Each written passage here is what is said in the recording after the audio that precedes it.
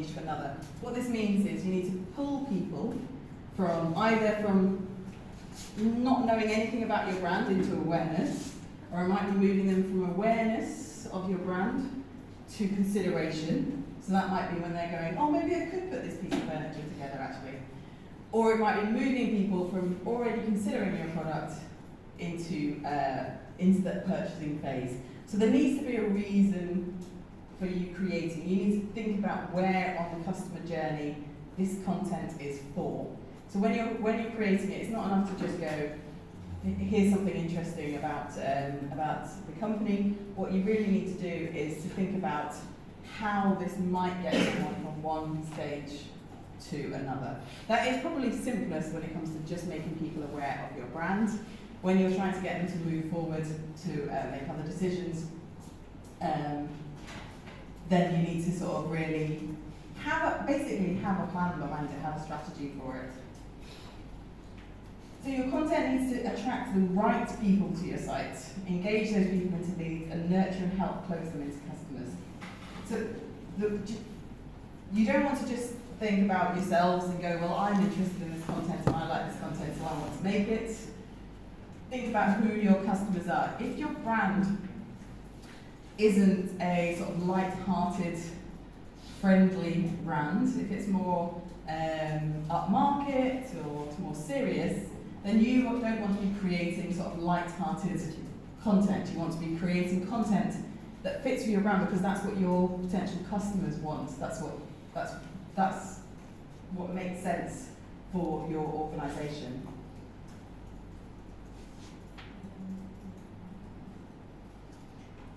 And what you really want is that for content in whatever form, whether it is a podcast about people's heart-wrenching stories to escape places, it should delight your customers. Which is delight doesn't mean make someone laugh or make someone happy. It just means that it should make them feel like that time they've spent consuming it has been worth it, really. And by them sharing it, might turn them into promoters of your brand. So you want to get people to think positively about your brand, so they want to share that with other people.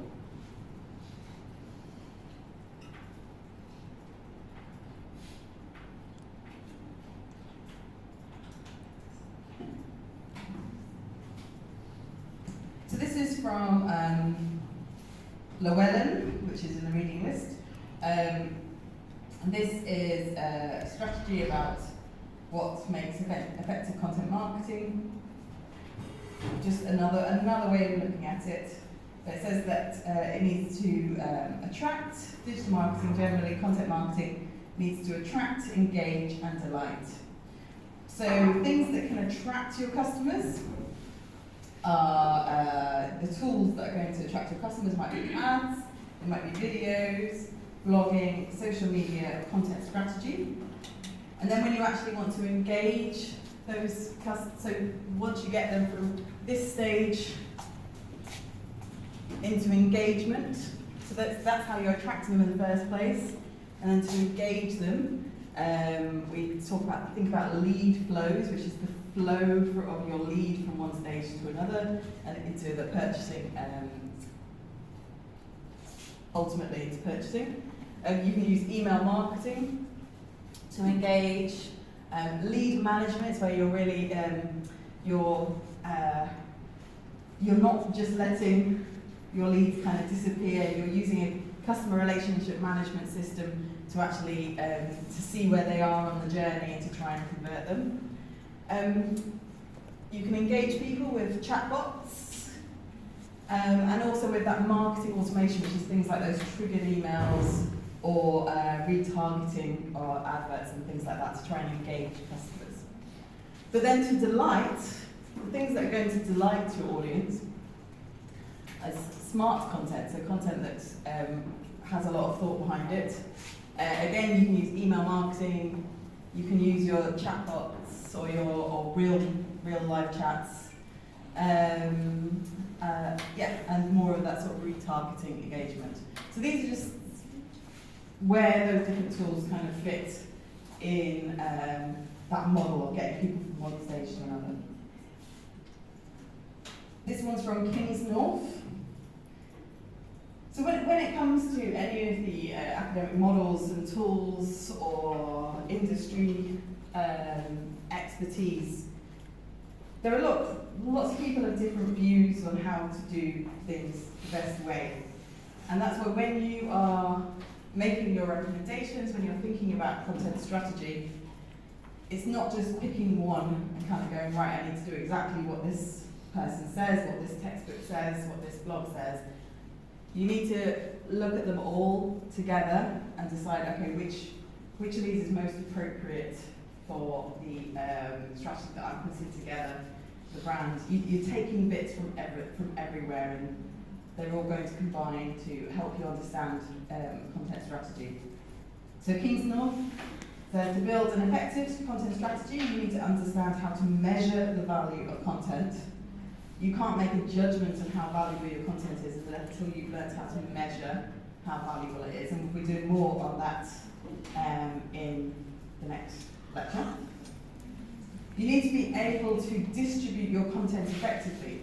So if you've written a fantastic blog post, or you've got a great video, how-to guide, and you just kind of stick it on your website and then leave it, it's not being distributed anywhere. So you need to understand how to distribute it effectively. And that might be different depending on who your audience is, what platforms your audience is using, where you're going to find them. So you need to work out, based on your audience and the type of content, where the best place is to distribute it, where to host it, and where to share it. You need to understand the ways that you might use different types of content. So when it's appropriate to use a blog post, when it's appropriate to use a podcast and things like that for different types of different types of content. Just because I really like podcasts and I like creating audio, wouldn't necessarily mean that if I was doing doing content marketing for a company, I wouldn't make everything a podcast, because that wouldn't be appropriate for lots of different, it would only be appropriate for certain types of content. And how to use content in an international business, because of course some things that are going to work in one part of the world won't necessarily work in another. If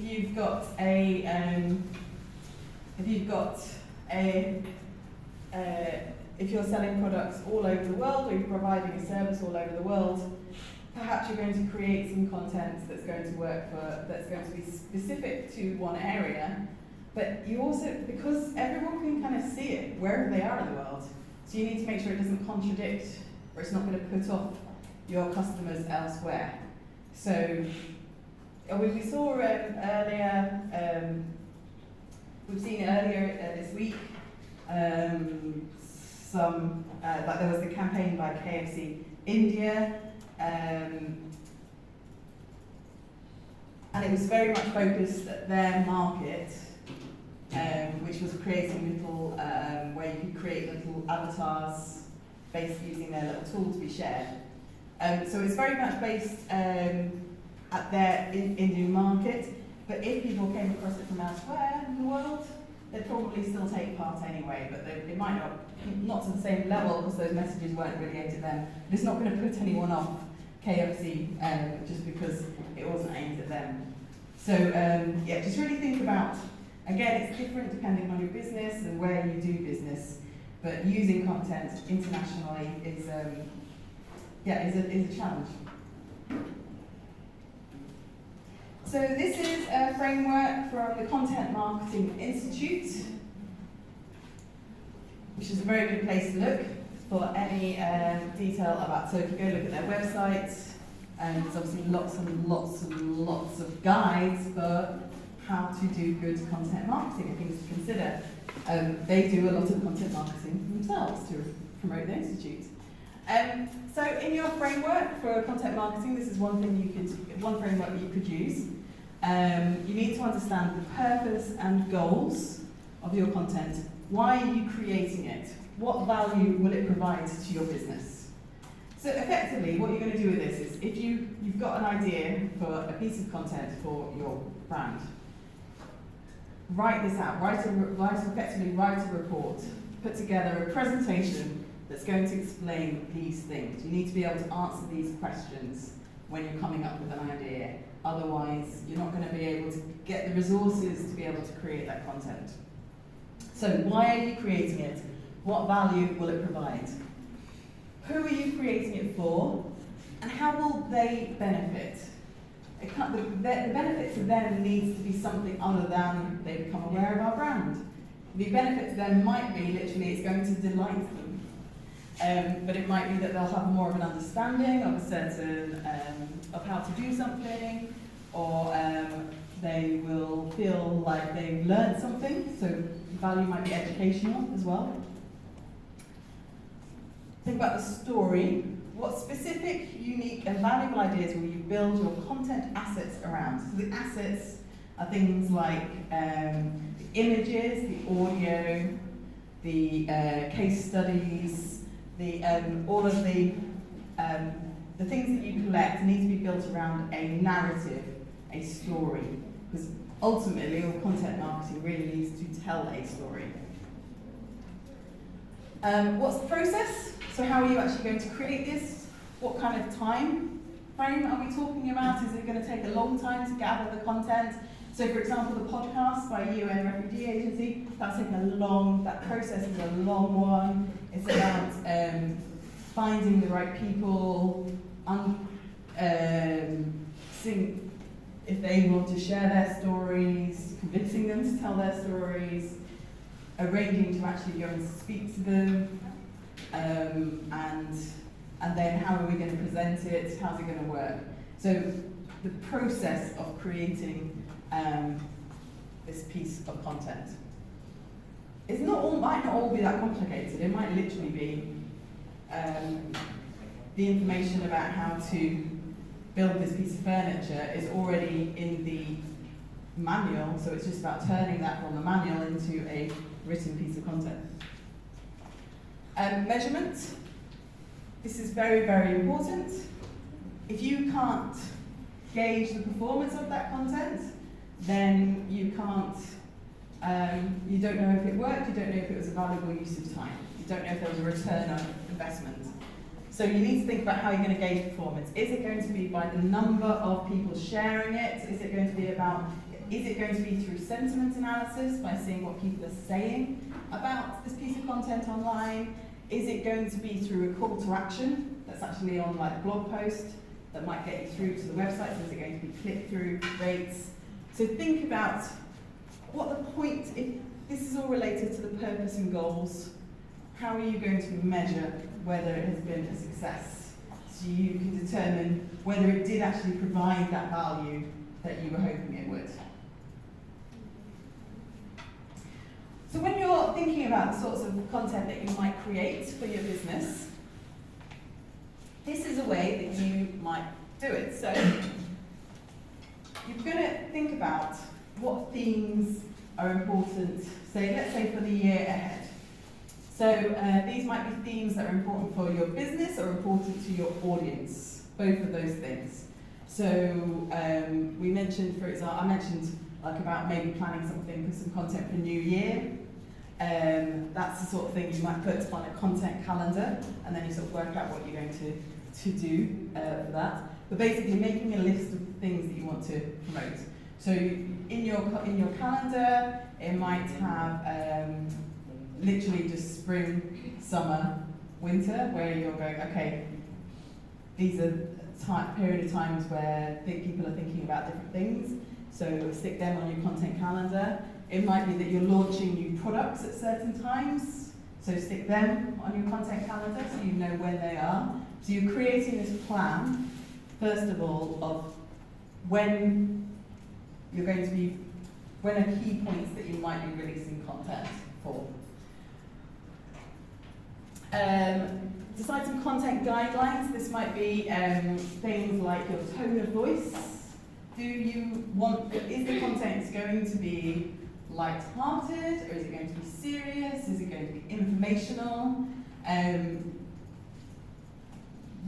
how much is it going to fit in with your brand guidelines, in look and feel, and things like that.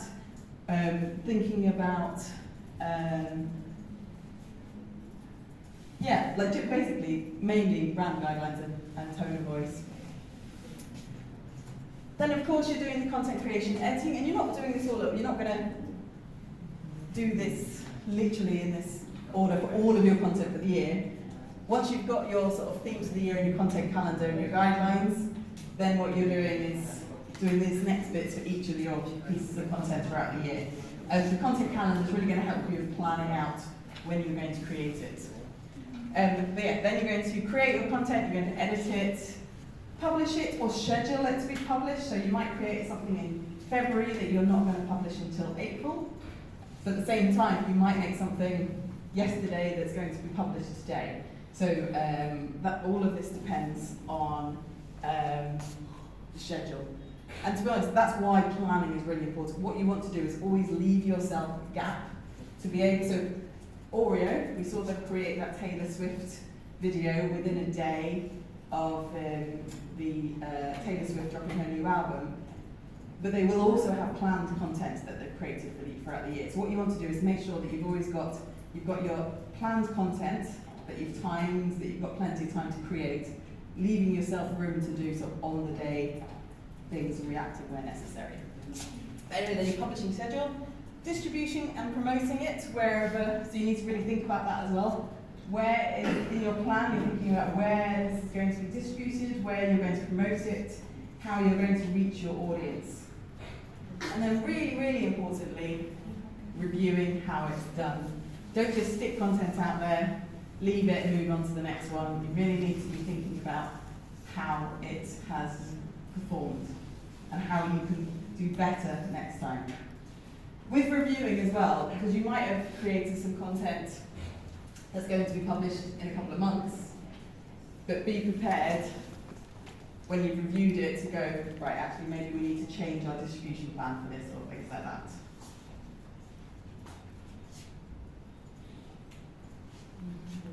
So this is also from Kingsnorth. It says that high quality content marketing means it has to be credible. Your audience needs to believe that content.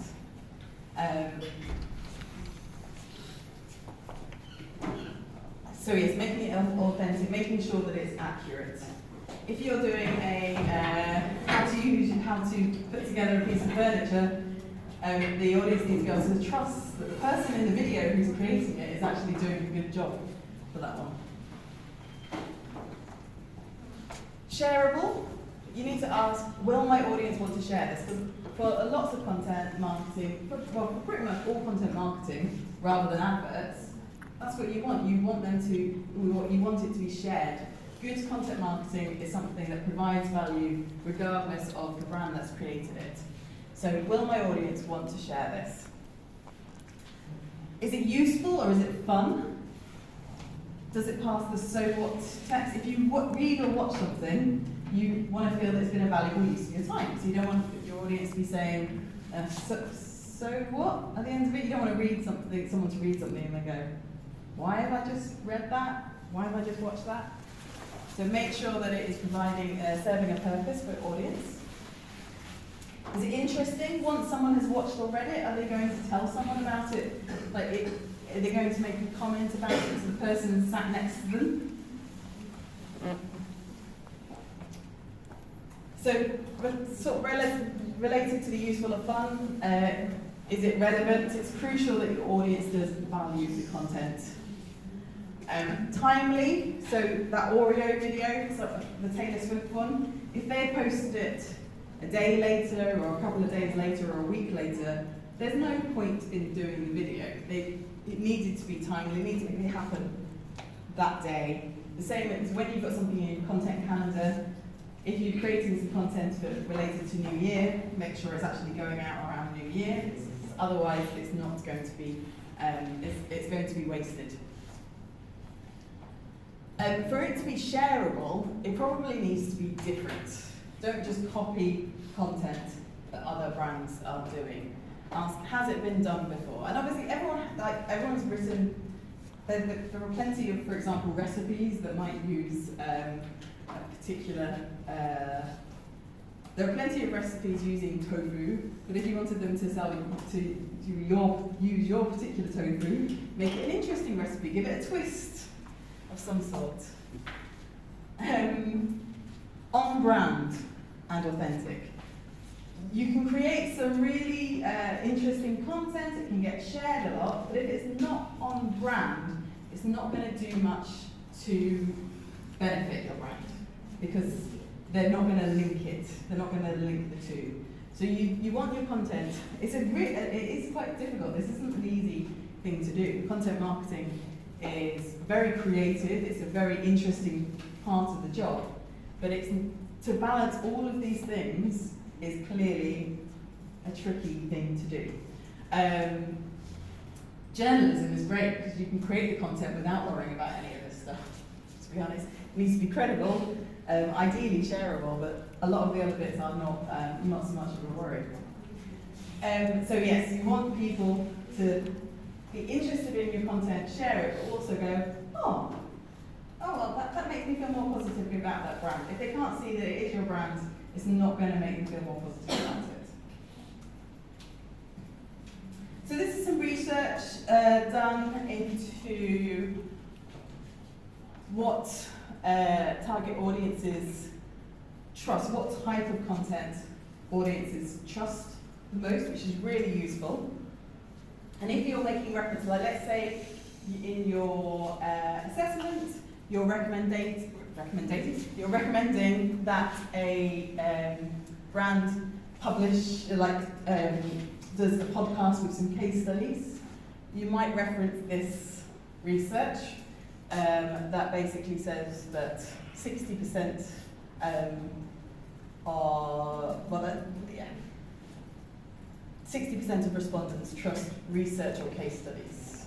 So research might also be, let's say you've got a medical product or a health or beauty product. If you're publishing research about the research that shows that the product works, for example, that sort of thing is very trusted, or a case study about someone using the product. That's the most trusted type of content by far.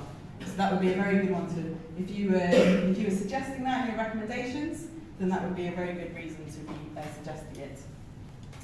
People also really like photos or infographics photos, because obviously if it's a real photo of a real product or thing that's happening or story that involves your brand, then people can trust that.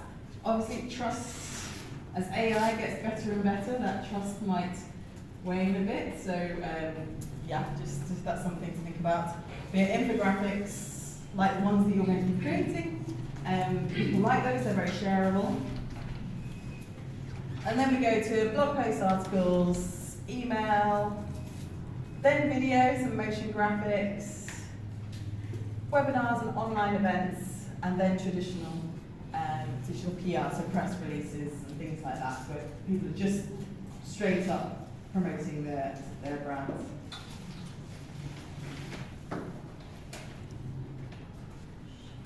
So these are the challenges that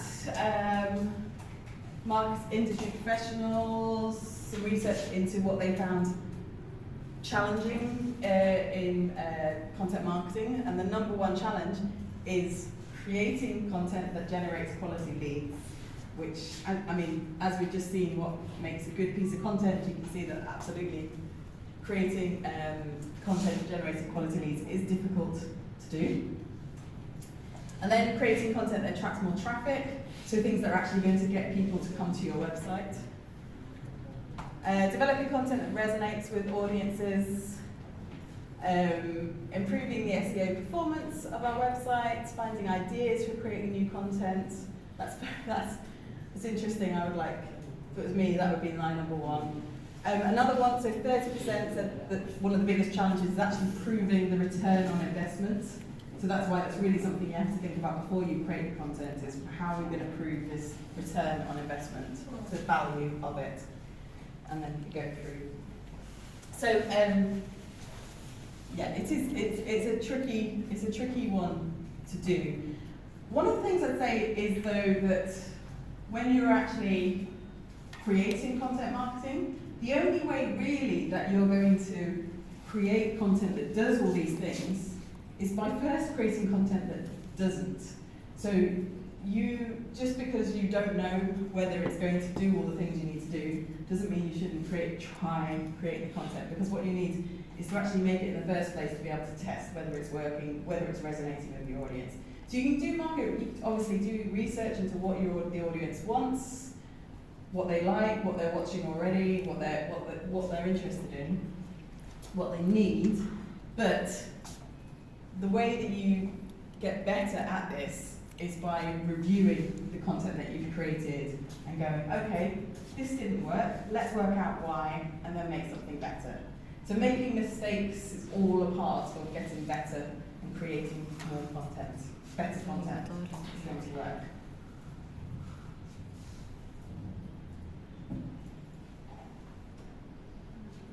So,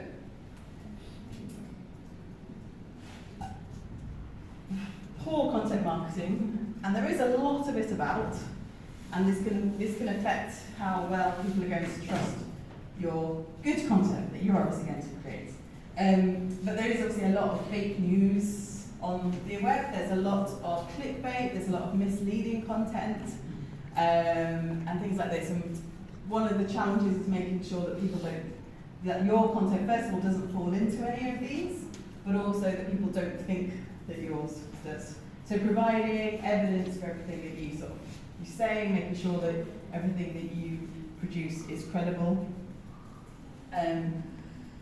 Certainly don't go making up any case studies or telling them what to say. Keeping your content authentic and credible is really, really important to audiences.